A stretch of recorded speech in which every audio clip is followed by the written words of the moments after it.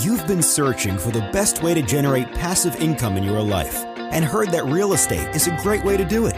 But you're tired of all the so-called gurus who are all talk and no substance. Get ready to celebrate because Kevin Bupp has spent 14 years successfully making it happen. This is the Real Estate Investing for Cash Flow podcast. Now, here's Kevin Bupp.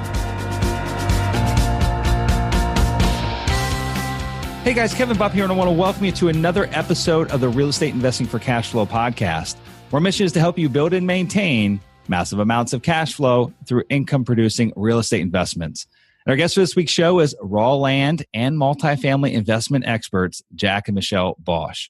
Jack and Michelle have been involved in real estate since 2002 and have been buying and selling lots in unimproved land with more than 4,000 transactions under their belt. As a matter of fact, it only took them a short 18 months to go from 0 to 1 million under ownership. In addition to their real estate investment activities, Jack and Michelle have an educational business where they show average folks how to make the same or larger checks from simple land and lot flips without any of the hassles and complexities that come with residential investments.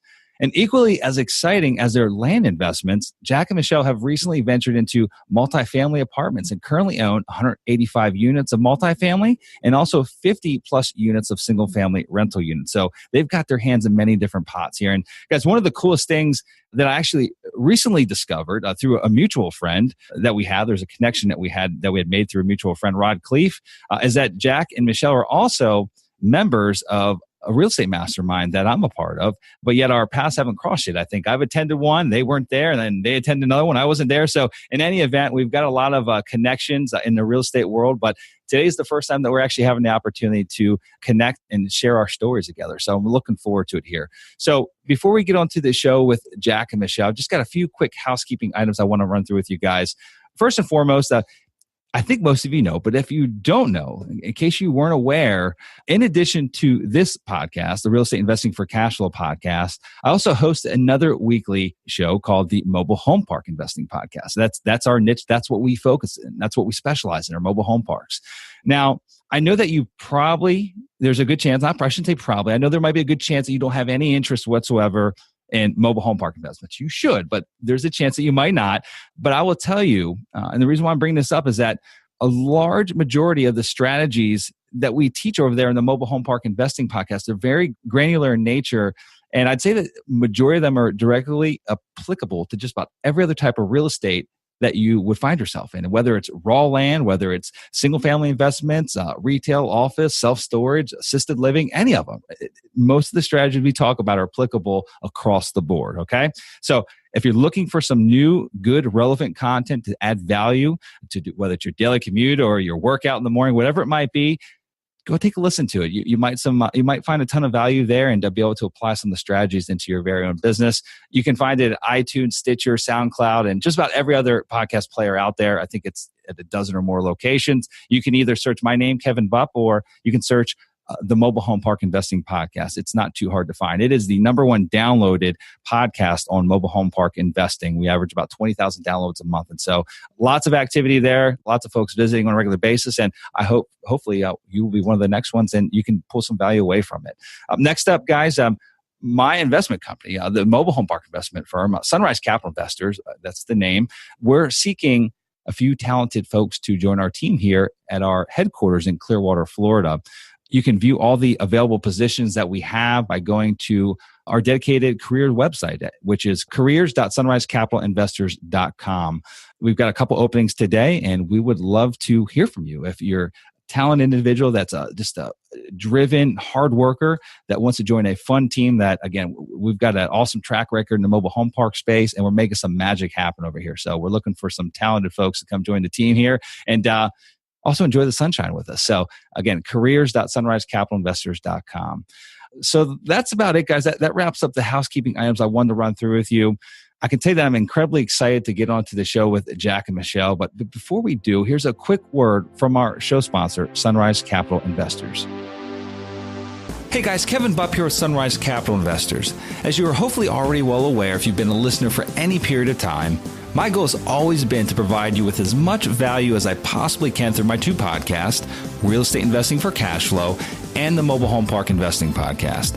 As our audience continues to grow, literally, we've been downloaded millions of times by folks in over 125 countries. I've had thousands of people reach out looking to get involved in our niche. And that's the phenomenal niche of mobile home park investing. For those that don't know, I've been a full-time real estate investor for nearly 20 years now, and I've personally invested in and have owned apartment complexes, various commercial properties, hundreds of single-family rentals, and I've interviewed some of the most successful investors in just about every other asset class, and I've arrived at this one very simple conclusion. Mobile home parks are hands down the best investment I've found to date. Why? They provide investors with the best risk-adjusted returns out of any other real estate sector that I've seen. Investing in real estate can get complicated, and I really want to simplify this process for you. If you're someone who wants to diversify away from the uncertainty of Wall Street and allocate a percentage of your real estate portfolio to mobile home parks, but maybe you don't have the time nor the inclination to personally locate good deals yourself, then our team will do it for you.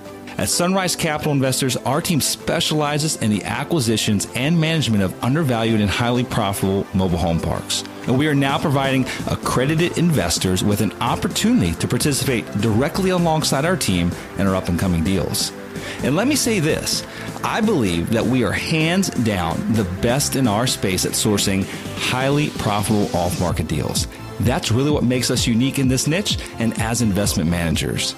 As stewards of your capital, we truly are aligned with our investors. We've structured our investment fund so that we as a company are incentivized in the same way the investor is, which is through the performance of the investment itself. In addition, we want to make sure that we not only make money for our investors, but that they understand how it's being made. That's why we provide our accredited partners with a private monthly podcast that walks them through the detailed updates on how their investment is performing. And we're very transparent, providing you with the good, the bad, and the ugly at times. And so if you'd like to learn more about the partnership opportunities with our team here at Sunrise, please go visit sunrisecapitalinvestors.com and click on the investors link to get signed up.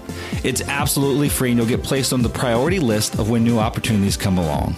Also, feel free to call us at 833-CASH-FLOW without the O. Again, that's 833-CASH-FLOW without the O. And one of our investor relations team members will help you schedule an appointment to speak with one of our managing principals. If you have questions, go ahead and schedule a call and let's get on the phone and talk. And with that, guys, I like to leave with one last thought. From the time that I wake up in the morning till the time that I lay my head down the rest of the evening, my number one priority with everything I do, whether it be recording this podcast, working for our investors, helping each of you reach your investment goals, to providing a great experience to each of our residents who reside in our communities, is to add huge amounts of value to everyone that I come in contact with. Now, with that being said, I look forward to the opportunity of bringing value to you through Sunrise and through this podcast. Thank you for your time. Now, let's go ahead and get back to the show. All right, ladies and gents, it is my honor to welcome Jack and Michelle Bosch to the show. Guys, how you doing today? Great. Thank you for having us. Yeah, Thank you very much for having us. Yes. Absolutely. Thanks for joining me. And just to give our listeners a sense of geography, where are we calling you guys at today? Where are you based out of? We are in beautiful Phoenix, Arizona. Okay. The weather in Phoenix, I'm assuming probably triple digits this time of year, right? Yes. That's right. Yes. 104 on a cool day, 115 on a really warm day. All right. We've gotten lucky this week. We're only going to hit the 100 to 104. Yeah. Oh, gosh. Can you truly fry an egg on the blacktop? Is that possible? I believe you can. But Tried it, but I do know that the sole of my shoes in the past have melted. Beautiful Really? shoes. Wow. And yes, so yeah, just last week, her shoes melted. Which Yes, is why we have the luxuries of air conditioning and swimming pools, right? That's exactly right. People always ask us, how can you do it? Well, you do it by being indoors in summer and being out in the pool in the evening, and then by waiting for the summer to be over and then enjoy the rest of the year. Yeah, that's it. You got 6 or 7 amazing months after the heat wave is over. And it's kind of the same thing here in Florida, but we've got the humidity. We don't get as high temps, but we have the humidity that you walk outside and you sweat immediately. But spend a lot of time in the ocean and a lot of time in the swimming pool or air conditioning. So, and then we enjoy the 6 or 7 beautiful months of winter that we have, just like you guys. So I'll take those challenging summer months for the good winter months any day. With that, guys, I know you've been in real estate a number of years and you've dabbled in many different aspects of real estate, starting with raw land, which is a very interesting topic. I like to consider ourselves, being that we're mobile home park investors, we're kind of the oddball. I know we're actually talking about this with Collective Genius, the mastermind that we're both a part of, is that, we're one of the oddballs there. And you guys had mentioned that, for many years you've been a member, you guys were one of the oddballs as well, because you were the only land investors there. And I would say that the land investing niche, it's a much smaller niche even than mobile home parks. The mobile home parks are pretty darn small as far as the number of them across the country and how many investors are out there buying them. With that being said, what I love to do, for those that aren't familiar with you and your story, take a few minutes and just tell us a little bit more about yourselves, how you got into the business, and kind of what you got going on today. All right, sounds good. So I've been given the go-ahead by her, so therefore, yes. Okay, so Jack and Michelle Bosch, we are both actually immigrants to the United States. I'm from Germany, Michelle's from Honduras. Mm-hmm. We met here in college in 1997, got jobs here in the U.S., and basically we stumbled into real estate just because we hated what we were doing in our jobs. We just didn't like it. I was in technology, even though I'm not a technology guy. That's the only job I could get a job in, and that would actually get us through the way to the green card. So I was basically stuck in that position, but somewhere along the way, we realized we needed to do something else if we don't want to be separate all day long, traveling for companies, making just a meager salary. Yeah, and both traveling and seeing each other basically for maybe 36 to 48 hours, or that much, because it was from Monday to Friday travel. And so I think the beginnings were the result of an incredible dissatisfaction. You know how they say that you move from either towards pleasure or away from pain. In the beginning for us, it was definitely away from pain. Yeah. We looked for something. We've looked at all kinds of different businesses, found real estate, knew nothing about it, dabbled in it for 3 years, tried all kinds of different stuff, including wholesaling, we didn't try rehabbing. Thank God we didn't try rehabbing. We would have lost our shirt on it. And especially because us not being from here, we had no idea on how construction is happening here in the U.S. We both come from countries where, at least in Honduras, a third world country, hurricanes. So the way you build there is completely different. Germany same. So completely different. We didn't even attempt, We didn't attempt that. But then one day we came across some landowners that hadn't paid their property taxes, or some real estate owners that hadn't paid their property taxes. And we sent them a letter instead of attending the auction, which we also did, and walked away empty-handed, another unsuccessful real estate attempt. And we sent them a direct mail, and all of a sudden we gotten a bunch of answers. And one of the guys was willing to sell us a property, an acre, in a rural area, but in a rural town of Arizona for $400. So we're like, okay, we'll take that. And we figured out it was worth about $8,000, and we literally flipped it to the neighbor across the street for $4,000 that same day. And we're like, okay, there's something to that, because number one, we didn't have any money, really. Yeah. We didn't have any credit. We didn't have the ability. We didn't have any connections. We didn't know anyone to borrow money from. Didn't have any experience, but a piece of dirt that we didn't have to touch, that we didn't have to do anything, that we could just buy for $500 or $400, I'm sorry. I was like, that's a no-brainer. I mean, the worst case scenario here is we're going to take this and sell it to somebody for $800, right? Or something like that. But we sold it to the neighbor for $4,000. And then the next deal, 2 weeks later, we bought 40 acres for $500, and we sold it for $10,000. And we started rolling and never looked back. And soon enough, we were like, why even bother with houses? Let's just stick to land, because we don't really have to know that much about real estate at that time to do these flips, because it's just a simplification of real estate. You don't do anything to them. There's no tenants, toilets, termites. There's no repairs. There's no mortgages. There's no contractors. There's none of these things. Yet you can make the same money that you make on houses. Yeah, and not a lot of risk involved with regards to monetary investment in the front end. I mean, if you're buying things for $400, and I forget what you said that second piece of land cost you, but you're talking hundreds of dollars, not tens of thousands or hundreds of thousands of dollars. So much less risky endeavor, to where if it didn't work out, worst case, you're out a couple $100, right? Yeah. And when we started, we didn't have very much capital. We had maybe $3,200 to our name. I mean, we both have humble beginnings. Like I said, I'm from a third world countries. We had come here to study. Jack, was raised on a single family, had a household. Single parent, in Germany. So we both didn't have a lot to begin with. So this, seemed pretty good to us, And that very first deal was incredible, because we go there and we're that's when we thought that we needed to go and actually visit every single property. And so we were there, with our orange stick, trying to put it on the ground, putting our little for sale by sign. And all of a sudden, I still remember the last name of the family. The Coronas drive by, and they're like, "Oh, are you the new owners?" And this cowboy hat and everything. He's like, "What are you doing?" He's like, "Well, we're selling the property." He's like, "How much do you want for it?" He's like, "I don't know. How much are you offering?" And he's like, $4,000. And we were so green behind our ears that we literally just extended the hand and accepted his offer. We didn't even negotiate. Yeah. So, and after that experience, and after a few more of these experiences, we're like, we can make the same money that all these other people do that are flipping houses and rehabbing houses and dealing with all these different complexities. It was like, why even go there? And then we realized another thing is that there's in this space, there was and still is pretty much no competition. So you mentioned it's a smaller space. I actually want to say it's a bigger space, but with less people in it. There you go. That's a better way to put it. I like that positioning. Because there's a lot of raw, undeveloped land, throughout this country, and not many investors that would, number one, even have an interest or know that it's an option, as far as like creating cash flow or profits from flipping a piece of raw land. But even if they did know there was an opportunity there, they wouldn't know how to capitalize on it. And so that kind of takes me back. I want to ask you guys a little bit more in depth about, you bought that first piece of property, you're initially looking for houses to buy as investments. That first piece of property, you obviously had a little bit of an inkling of what you might do if you did purchase it for the right price. I mean, did you have any kind of formalized training whatsoever, or spend some time investigating, what the piece of property was probably worth and what your exit might have looked like, as far as formalized training? Okay.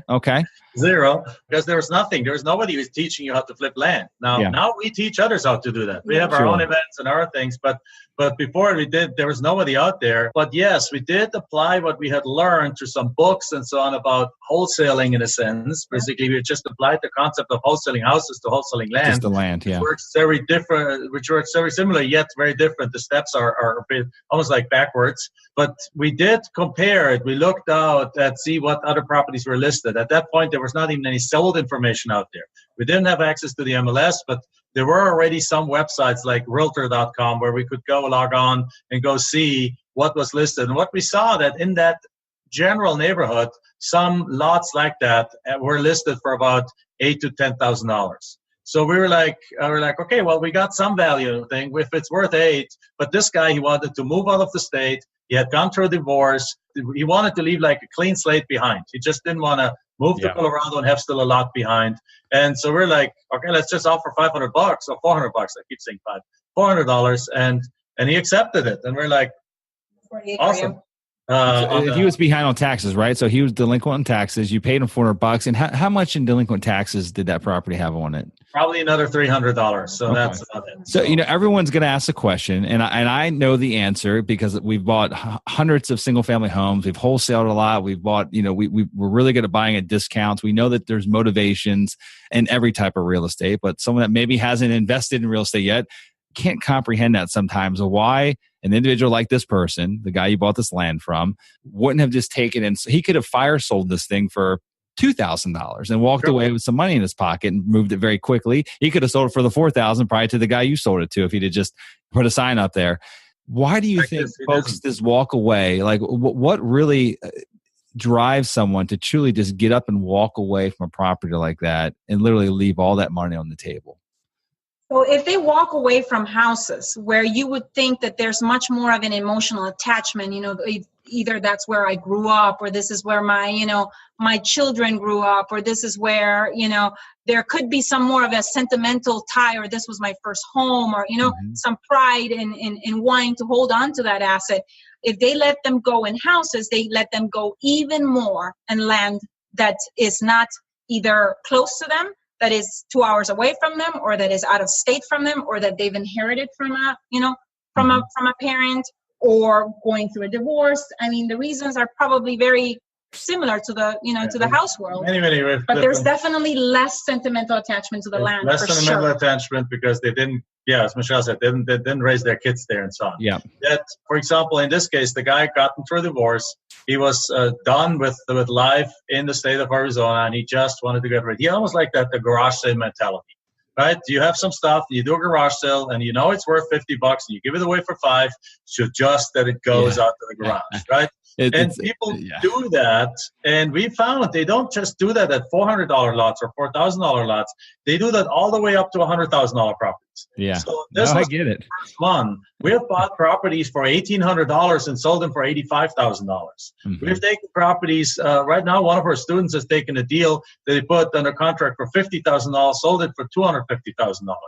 Right? Wow. We have had one just right now made a $98,000 profit just last week, and so on. So it does not. It's not just it's not a bottom feeder kind of strategy. It's a strategy that applies all the way up into $100,000, even $200,000-$300,000 properties. And the reason why people let these go is because what comes with land, if you hold land, it does cost you money. Like on houses, you can always rent them, and there's rental income coming in. On land, it costs you property taxes. It might have cost you some cleanup costs over the course of the year if it's in the city and they call you and say, like, hey, the weeds are tall, you got to go clean it up. It's tied up capital that they don't just want. And in many cases, they've passed away. The kids have no emotional attachment to them. To them, it's just like free money, but it's cost them money to hold on to it, so they want to get rid of it. And sometimes it's divorces. Sometimes it's health reasons. People want them, they bought this to build their dream home on there, but then they don't want to deal with it because now they want to stay where they are. Sometimes they listed it with a realtor. And what we find is that, particularly in the land area, there's a lot of realtors who don't pay attention to those kind of listings. So they put up a aerial picture and a two-liner on an ad, and you go on Zillow and put it on Zillow, and who's going to buy this property with just an ugly... If they put a picture. If they put listings with no pictures. So now half a year passes, the property doesn't sell because they did the world's most horrible job in listing it. And you see that, by the way, all over the place. I invite everyone that's listening to go on Zillow and just look for some land. There's some horrible listings. And then half a year later, the guy's like, well, it didn't sell. I guess it's not worth much. Well, it's not true. It's not worth much. It's just the guy that he hired, or he or she that the owner hired, did a horrible job. So now our letter comes in, and what we specialize in getting them cheap, and then doing a really good job listing them, like describing them, dream building in it. It's a very simple formula that anyone can do. But once you're listing that way, when you put them on a certain places there, most of them are for free. Yeah. You can sell them sometimes within a matter of 2 days. That same property that sat for half a year, done our way, selling in 3-4 days. Yeah. Are you going after properties that are delinquent in taxes? Is that primarily your target? Not anymore. Yeah, in the beginning we did, Kevin, and we thought, okay, there's a big correlation between people that wanted, to let go of their property, or that had made that mental disconnect. Yeah, they've already written off, like, hey, I'm not even going to pay the bills on this thing anymore. But then we started noticing that some of the people that we were contacting, more than half, were actually not delinquent at all. Because at some point we're like, okay, if this is happening with the delinquent, let's just test it out, and let's send to everyone in this county, in this particular area that we know really well. With these particular parameters and properties that we like to go after, where we basically figured out the parameter of the kind of property that we think that the owners no longer want. So kind of the price range, the characteristics, and so on, and so we have this kind of set of data criteria that we select them by. We send out direct mail, and we found that now that 80% of every percent of the deals we get owe no back taxes. So therefore, it's like, why just restrict ourselves to the 20%? Let's go for the 100%, and the 20% are going to be in there anyway. You mentioned you have some set parameters. I know that probably varies from state to state, but generally speaking, are we talking, secondary and tertiary markets, or even, rural type markets where a lot of these pieces of land are that you're buying? And I know that there could have been points in time when they're like, you had a piece of land in a, majorly populated metro, but for the most part, are these mostly rural or tertiary markets that you're buying in? We focus on 3 kinds of properties. We focus on, number one, properties that are just in the outskirts of big cities. So in the outskirts of primary markets. Like how far? Like outskirts, like how far? How big is that skirt? 5 to 45 minutes, let's say. Okay. So basically close enough that you can still go and get groceries in the city or make it to the doctor, but far enough that it's actually more inexpensive. Mm-hmm. And that is attractive for typically 2 kinds of buyers. Because we're looking at it from the point of view who would buy these properties. And these properties are very interesting to, number one, financial investors. The closer you get to the city, the more it's in the path of growth. So financial investors, we can buy these properties for 10, 15, 20 cents on the dollar. We can sell them to somebody for 50, 60 cents on the dollar as a wholesale deal, and they'll hold on to it. And perhaps 5 years down the road, this property is appreciated tremendously in value, and they make like a killing on it. So then, secondly, we're focusing on these kind of areas for future retirees, people that know they can't afford the cost of living in the metro area, but they want to be close to the metro area. So they're buying 5, 10, 15, 20 miles outside of where the city ends, and they're buying a few acres, putting a mobile home on there, putting a small house on there. They have a dignified retirement, but if they need to, in half an hour, they're at the doctor, they're at the groceries, they're at the ballpark, they're at the different things. So got it. Okay. Number two is then more recreational areas. That's the rural areas. And in the rural areas, we go after bigger acreage. So like 10 acres plus. That's designed for the fun-loving RV guy, right? So take your RV out there, take your ATVs out there, go have bonfires, go have fun. Go pan gold. We had a lady that actually wanted a huge 80-acre parcel that had all these washes going through it, that when we went out there to see it, we thought, oh my God, what the heck did we do? We just, that's like $700 down the drain. And then we find a lady that wants to pan gold, and therefore she wanted the wash. She paid $10,000 for it, so it's all good. Yeah, hey, hopefully she hit it rich. Right. And basically, we made the same profit on that deal that the typical house wholesaler makes, just on a much lower basis. Yeah. That is like. And the third one is actually in the cities. Yeah. Right now, the market is ripe. Lots of builders are looking for lots. So you can absolutely apply this method also in the cities. The numbers change. You got to write much more letters to get a deal, but to also make probably 50 or 100 grand with on lot, or sometimes even multiple $100,000 in an infill lot situation. So again, one of our guys, another guy from CG that from this mastermind, he kind of came on board. He said he was sick and tired of the competition in the housing world, because there's so much competition that people have to write like 10,000 mail pieces to get one deal. And he came to us and he sent like 300, and he got a deal that made him like multiple deals overall after sending multiple times sets of mailings. But one of the deal was an infill lot that he put on a contract, I think, for $100,000, and he sold it for $400,000. So good for him.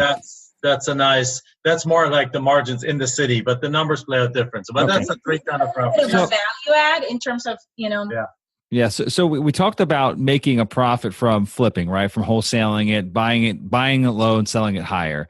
I know that you had mentioned prior to us starting this interview, you mentioned that you guys also hold a pretty large portfolio of raw land acreage. I don't know how many acres there are, but I believe you had over 100 pieces of land. And so are there other ways to make money, can you actually generate cash flow with this property, or is it really just a, flip for a higher price strategy? Oh, I always say you can do everything with land and lots that you can do with houses, just without the houses. Mm-hmm. So yeah. The hassles that come with you guys will sell on you'll sell on owner finance terms, I'm assuming. Absolutely. One of our favorite way of selling on seller financing, and probably in our deals right now, about 80% of our deals that we sell with seller financing. And those we can sell at retail. We don't have to wholesale, because what people are mostly concerned about is the affordability of the monthly payment. Yeah, got it. So if it's a $20,000 lot, you'll say, hey, we'll sell it for, give you a deal for $70,000 cash, or we're going to sell it, full price if we're right. going. So the other day, not too long ago, we did a deal where we bought a property in an acre in California in a gated golf course subdivision for $3,100. Mm-hmm. Estimated value, it's a rural area, so the values are not terribly high. Estimated value around $40,000. So what we did is we went and sold this property with a little discount, not much. With a little discount, we sold it for $31,000 and gotten a $4,000 down payment. So basically, if you do the math, we paid $3,100 for it, but we got a $4,000 down payment. So we really got our money back right there when selling it. Mm-hmm. So we had zero money in the deal. Actually, we had a few $100 plus. And then they owed us still $27,000. And those $27,000 we financed for them on seller financing at monthly payments of around $400 a month for the next 10 years.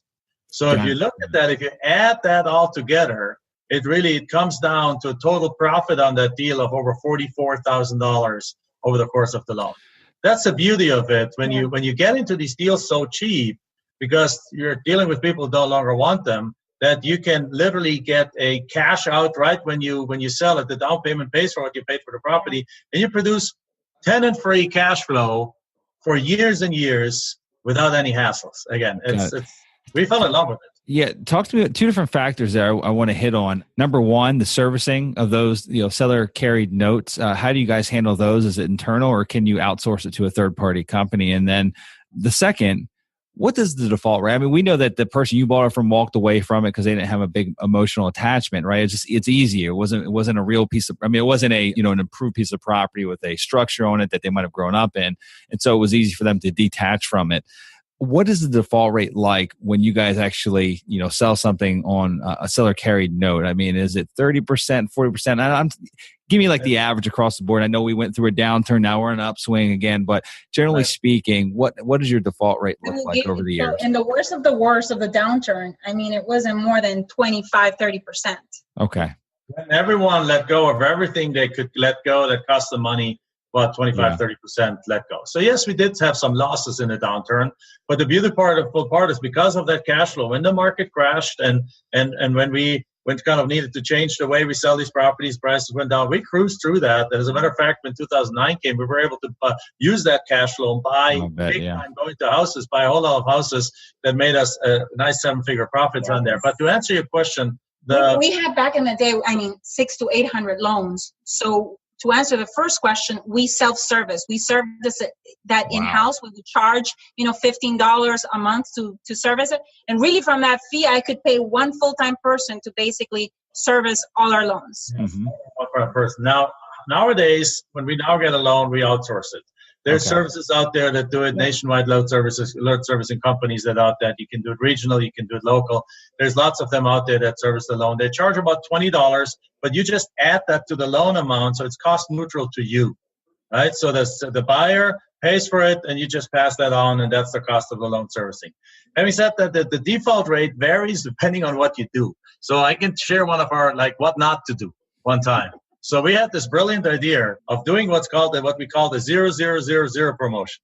0 down, 0 interest, 0 monthly payment, and 0 monthly payment for 3 months, and 0 escrow fees. We put that out there, and we sold something like 50 properties in a matter of 2 weeks. Awesome, right? And Jack was excited because he's like, he's more of the quick start in the two of us, like the accelerator. I'm more the stabilizer in our business. Yeah, sure. One that is great at spotting squirrels.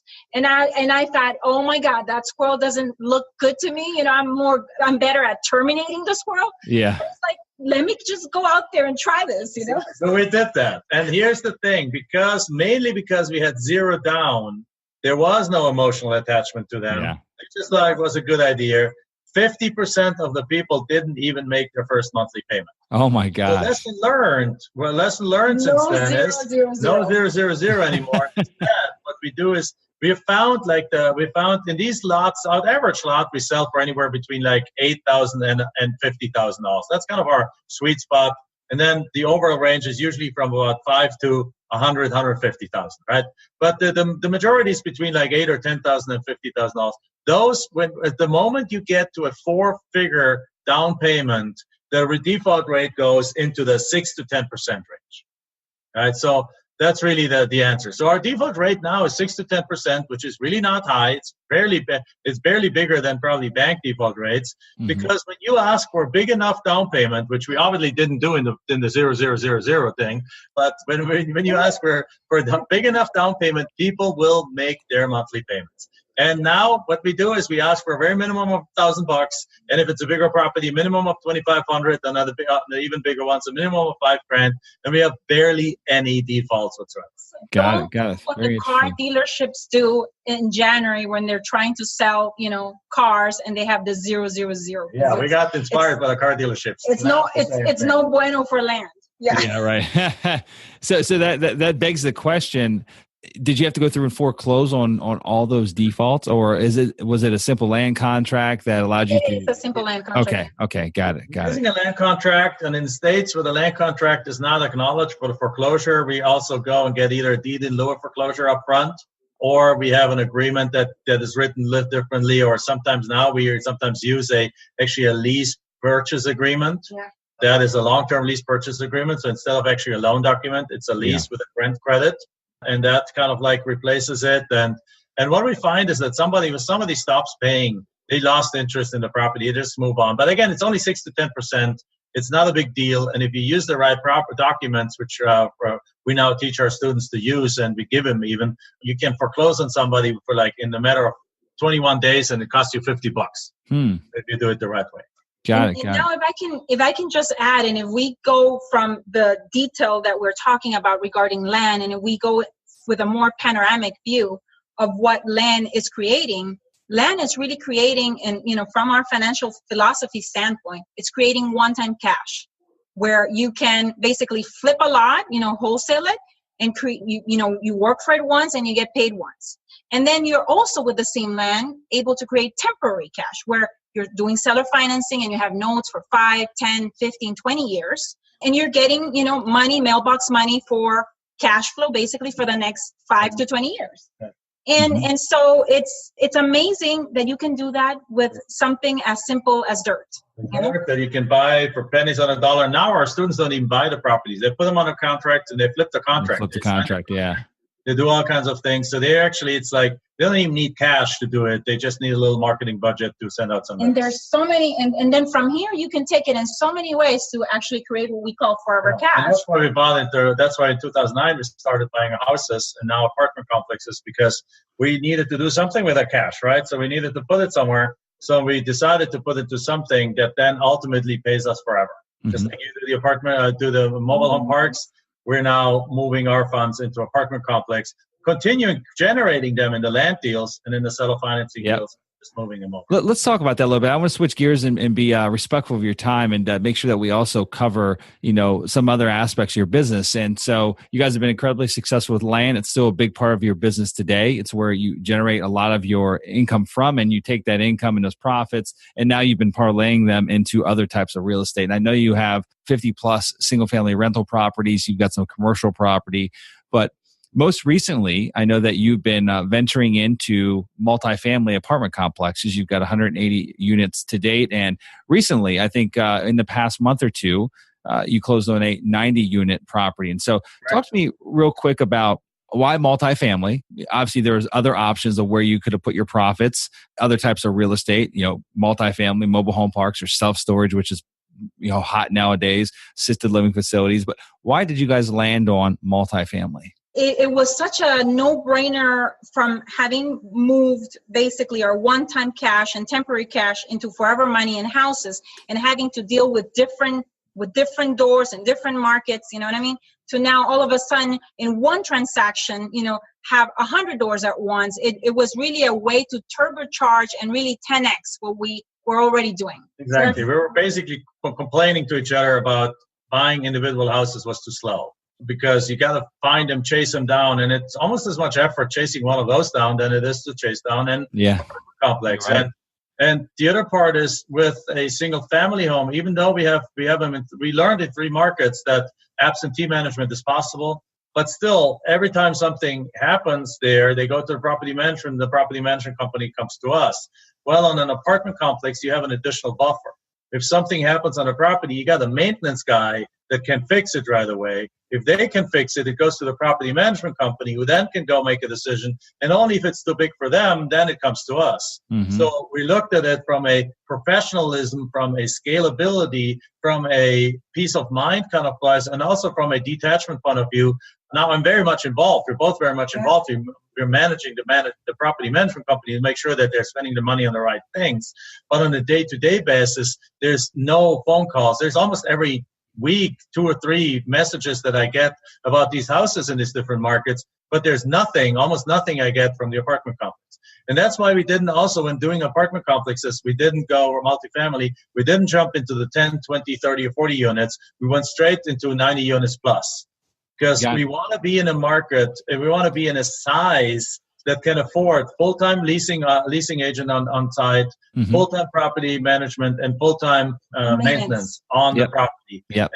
And basically that way, it's a much more predictable, it's a much better business than these individual houses. Let's talk about this 90 unit that you just purchased. This is really fresh, right? It's only a couple months ago.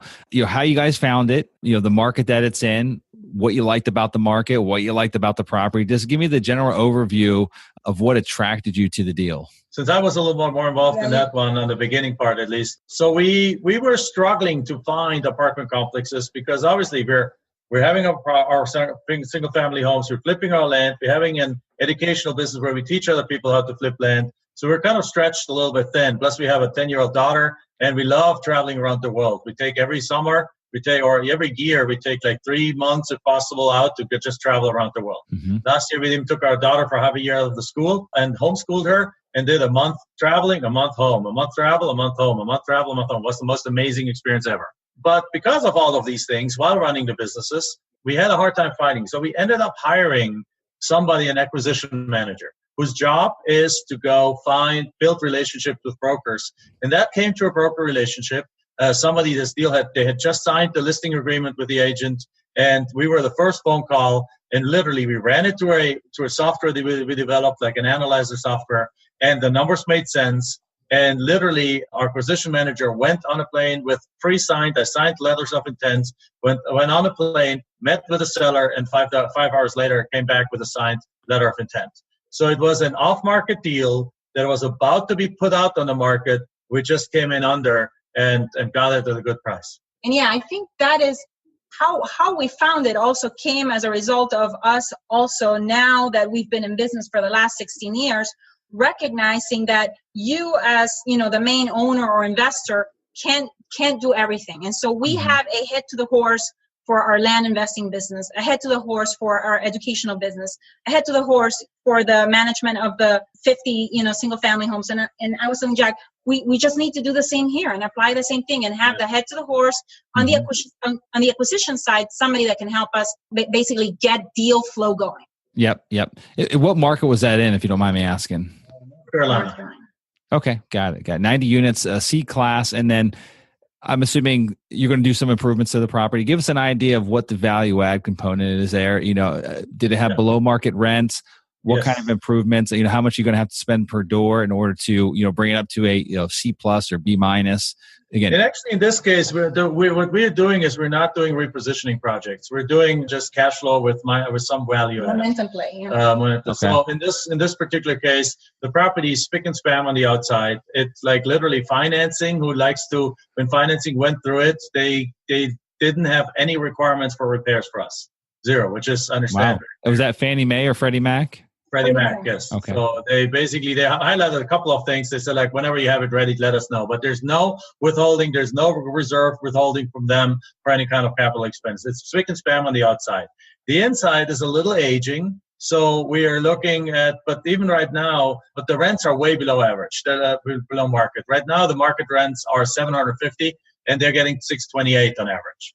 Mm-hmm. So and it has to do that, a 70-something-year-old lady was running it and self-managing it, running for the last 18 years with a big heart, letting some people in that shouldn't be let in, letting them go longer than they should have been, not raising rents, the typical kind of stuff when you manage your properties yourself, right? Somebody comes to you with a sob story, which might be true, but you're going to be like, okay, no, I'm not going to let you increase the rent. And we realized that in our own single families, at the beginning, we managed them ourselves.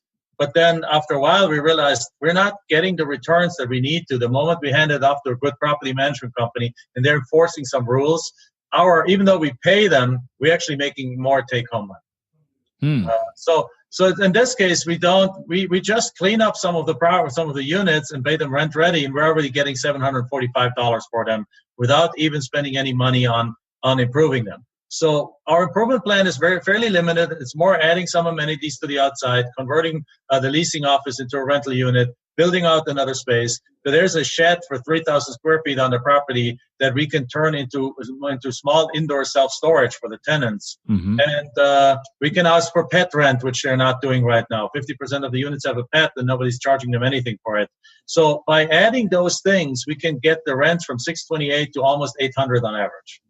Wow. Without really renovating the units. If we add some renovation budget to it, we'll replace the appliances and so on. We'll probably get nudge a little bit higher. It's a very simple game, yet we only need to get to an average of $715 per net per door in rent in order to get our investors a 15% annual return on investment total. So by having already a path to like 750, 75, almost to 800, we are very much pretty sure we can meet or beat our numbers. And what's your long-term strategy with that property as far as hold period and getting your investors their capital back? I mean, is it a 3 to 5 year plan, or is this we're going to hold it for as long as possible, right off into the sunset together? In this case, it's a 3 to 5 year hold. However, we are keeping the option open depending on what the market does to, instead of doing a sale, doing a refi. But if we do a refi, we actually keep our investors in the deal in their same position. Just the cash flow then goes to just a straight 50-50 cash flow at that point. Got it. Right now, it's a pref to the investors, and we only get like less money. They make the majority of the money. We basically working for the back end. But I'm okay with a refi. Get everyone their money back. Get everyone their thing, and then keep cash flowing. And it's an option in there. But most likely, given what my market expectations, it's a 3 to 5 year hold. It's a flip. It's a 1031 rollover into the next deal, whoever wants to participate in that, and then like rinse and repeat. Got it. Sounds great. And I think from just being involved in education, and the reason why we went into education was, for a fulfillment of freedom of purpose. We have also learned that, it is so much better business when you're doing business that is transformational versus transactional. And so even on the investor side, we perhaps, even if we refi, we perhaps don't need to keep the investors in, but we want to, because we want to then, roll over their capital into the next investment and the next, and maybe deal with the next generation of, family and friends that, are investing with us now, and so on and so forth, and really grow together. Yeah, we do the same. Our investors, the same thing. We really view them as partners. I mean, that's what they are. We're just doing the active physical work on the front side. We're finding the deals and actually operating them. But they're our financial partners, and they're in it for the long haul. And we have found that a majority of our investors have come from referrals of prior investors, or they've come back for a second deal, a third deal with us. And so it's not necessarily about going as wide as possible. It's about going as deep as possible with your existing relationship base that you have with your investors. And how you do that is by giving them the returns that they're seeking, right? Performing for them, but also treating them like true partners, not just looking at them as, dollar signs, like the real people, and you wouldn't be able to do what you do without them, and vice versa. It's a win-win. And that's a very key point here, because if you remember what we said earlier when we did our first land deal for $400, sold it for $4,000, then $500 to $10,000. We came with nothing to this country, and we never had to borrow a dollar to build up a 7-figure business in this. And at that one point, one of the third largest land companies in the country.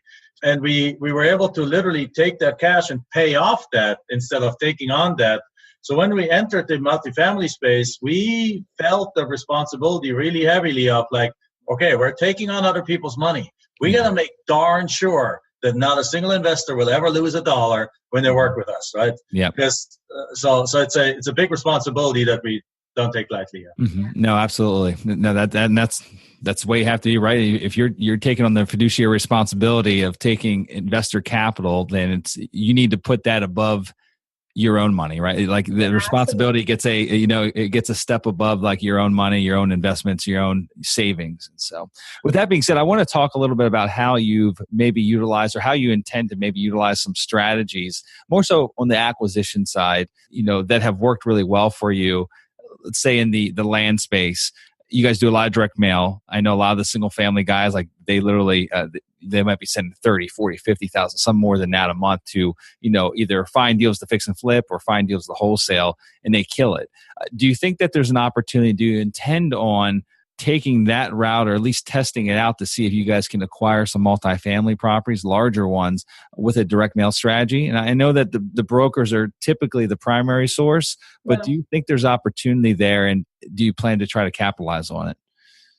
Absolutely. Yes. This is something that we're actually working right now in developing this beautiful package, not just like a mailer. Michelle has been on me for that for weeks. Or even a letter. But actually something, a beautiful brochure with our company's, core values, what we stand for, with our portfolio, with our track history, and then accompanied by a beautiful letter I don't know if you've seen this, like flip open little cards where you have a little video presentation where you're introducing yourself and your company, and basically have it look incredibly professional, like a first class act. And it's going to be not just with regular mail, it's probably going to be done with FedEx or UPS.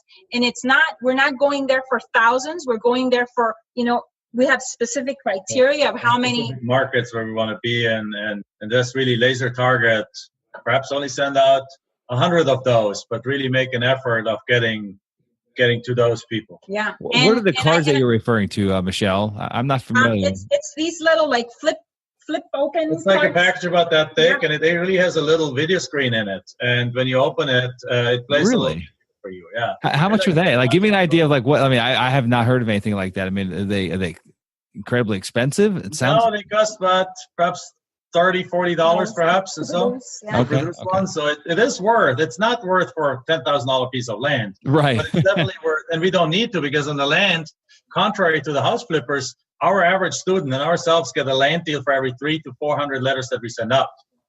So the ratios are absolutely crazy, right? The house flippers send out 6,000 to 10,000.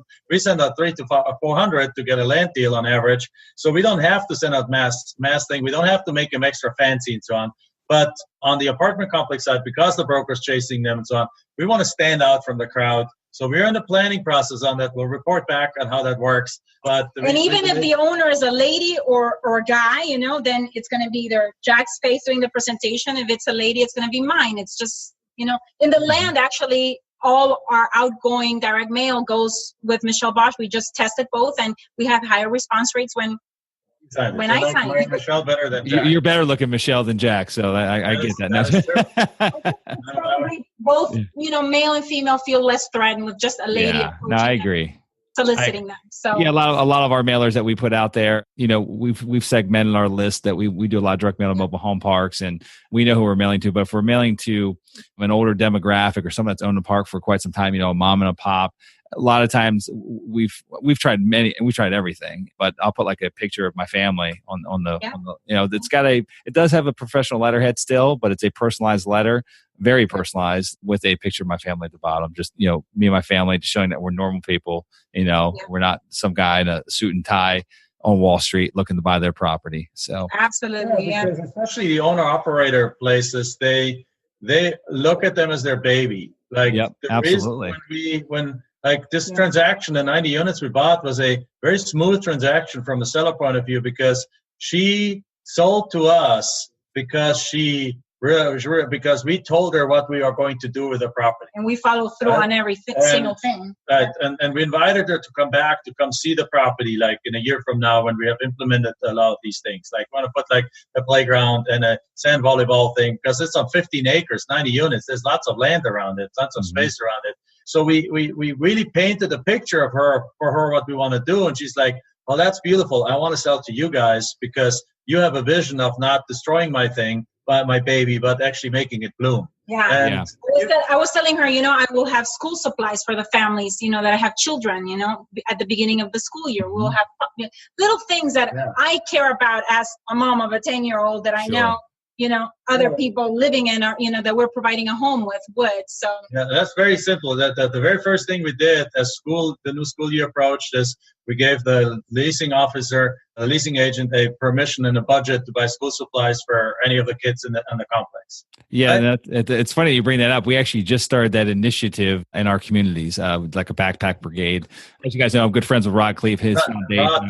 We raise a lot of capital for his foundation every year through a bike ride that I do, and I'm involved in their backpack brigades and their basket drives and things like that. And so we're like, it'd be pretty cool to actually implement that in some of our communities. I mean, we cater to folks that, are looking for an affordable place to live. And some of them live week to week, right? I mean, a majority of them do. They live paycheck to paycheck. And so they don't necessarily have the funds available to purchase just the normal supplies like that go without thought to us, right? Like, we don't even think about going to buy a backpack or pencils or pens or a notepad for our children. For them, it's quite a struggle. I mean, they have to make decisions of, do I buy this or do I buy food tonight, right? And so sometimes a child might go without a backpack or without the necessary school supplies. And so in any event, no, I think that's a great idea. We're implementing in our community. So each one of our communities is going to have a backpack initiative. Every one of our communities has kids in it some way more than others.